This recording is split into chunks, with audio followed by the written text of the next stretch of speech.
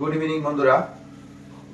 আগের দিন তোমাদেরকে ভিডিও করে যে ইফতারের আমি যে জুসগুলো দেখিয়েছিলাম সেই জুসের রেসিপিটা আজকে আমি তোমাদেরকে দেখাচ্ছি যে আমি কিভাবে জুসের করি এবং রেসিপিটা কিভাবে করা হয়, কিভাবে তৈরি করি। ঠিক আছে, এখানে দেখো কি কি আছে।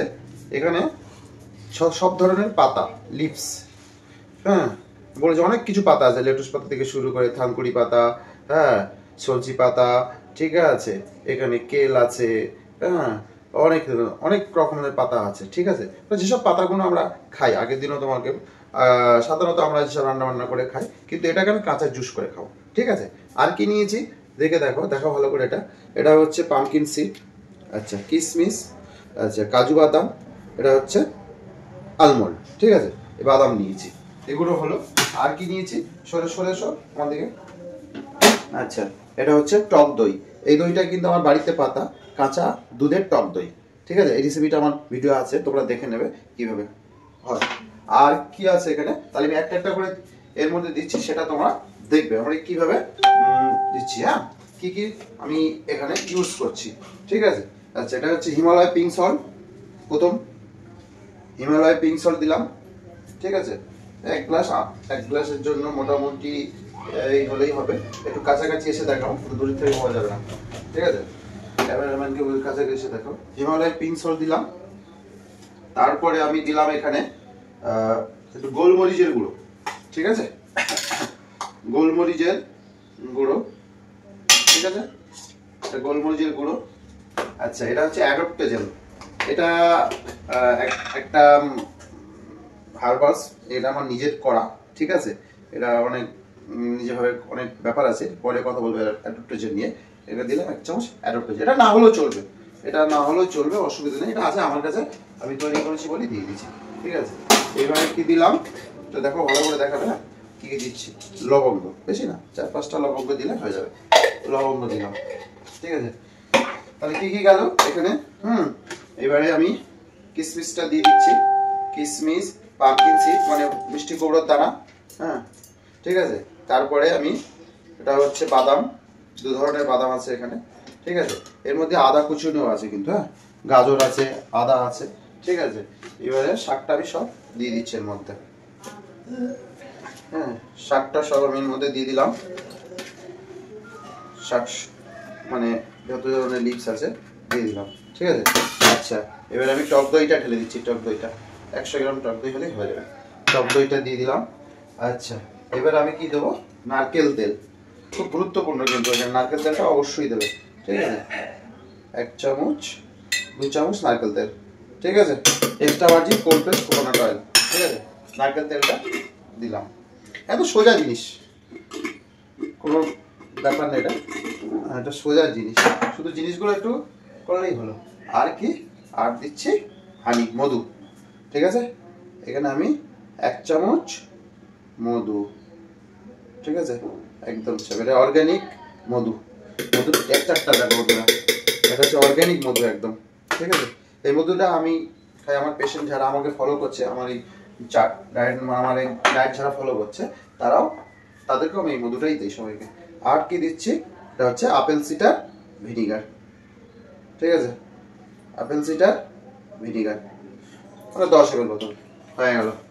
ঠিক আছে, এবারে আমি এটা গ্রাইন্ড করবো।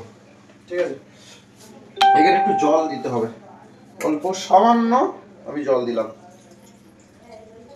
ব্যাস হয়ে গেল। সামান্য জল দিয়েছি। ঠিক আছে, হলো।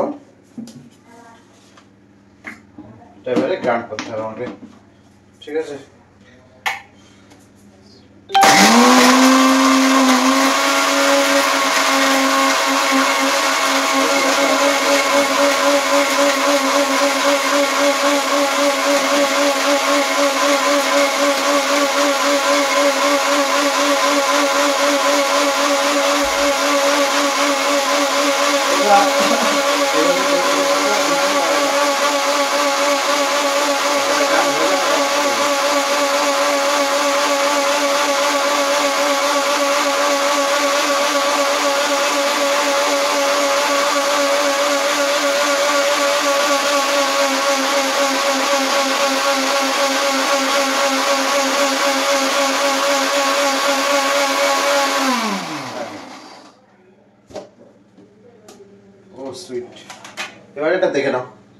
কত সুন্দর হয়েছে। আমি আবার কাঁচের গ্লাসে আমি ঢেলে দেখাচ্ছি, দেখো। ব্যাস, ওকে। এটা হচ্ছে আবার গ্রিন জুস। কালকের যে গ্রিন জুসটা আমি তোমাদেরকে আগের দিন ইফতারের ভিডিও আমি বলছিলাম যে গ্রিন জুসটা কিভাবে আমি করি, কিভাবে খাই, ঠিক আছে? বুঝতে পারছো? তাহলে এর মধ্যে কত যা আছে সব ইনটেক, কোনো রকম এখানে সিদ্ধ করা হলো না, কোনো রকম কিছু করা হলো না, ঠিক আছে? রান্না করা হলো না, কিন্তু খুব সুস্বাদু, খুব খেতে ভালো। এটা আমি ইফতারে খাই। ইভেন যারা রোজার পরে মানে তোমার ব্রেকফাস্টের মানে এক্সারসাইজের পর এসেও খেতে পারবে, ঠিক আছে? এর মধ্যে কি আছে? এনজাইম আছে, ভিটামিনস আছে, আচ্ছা তোমার কার্ব আছে, খুব ভালো কার্ব আছে, আচ্ছা পিপোবায়োটিক আছে, ঠিক আছে? ভালো প্রোটিন আছে, ভালো প্রোটিন তোমার হচ্ছে বাদাম আছে, দু ধরনের ভালো প্রোটিন পাচ্ছি, ঠিক আছে? আচ্ছা ভিনিগার আছে, নারকেল তেল আছে। নারকেল তেলের জানো তোমরা গুণ, কত গুণ আছে নারকেল তেল। এমন কোনো জিনিস নারকেল তেলের মধ্যে অ্যান্টিবডি, তোমার অ্যান্টিবায়োটিক, অ্যান্টিভাইরাল, অ্যান্টিসেপটিক, মানে কি নেই নারকেল তেলের ভিতরে? নারকেল তেল আছে, ঠিক আছে? তোমার সারাদিনের মোটামুটি রোজা করার পরে যে ক্লান্তি ভাব থাকবে বা এক্সারসাইজ করার পরে যে আমার একটা ইমিউনিটি দরকার, কোষের যে খাদ্য দরকার, কোষের যে একটা ভিটামিনস দরকার, কোষ ডিটক্স করতে যা যা দরকার সব। এবং সব থেকে বড় যে এটা হচ্ছে আইবিএস পেশেন্ট, যারা আইবিএস পেশেন্ট তাদেরকে খুব ভালো কাজ করে। আর হচ্ছে যারা ডায়াবেটিস পেশেন্ট আছে, তারা যদি এটা খাওয়ার পরেও একটু মানে ফল বেশি খেয়ে ফেলো, মিষ্টি ফল, তা তো ডায়াবেটিস কিন্তু সুগার পিক করবে না। আর ডায়াবেটিস পেশেন্টদের জন্য খুবই ভালো জিনিস এটা, ঠিক আছে? এইভাবে তোমরা করবে, করে আমাকে কমেন্ট করবে, ঠিক আছে? জানাবে যে এটা কেমন খেতে, কেমন আছে। আমাকে ফলো করো, তোমরা সবাই ফলো করো। ফলো না করলে আমি আগ্রহ বাড়বে না, ঠিক আছে?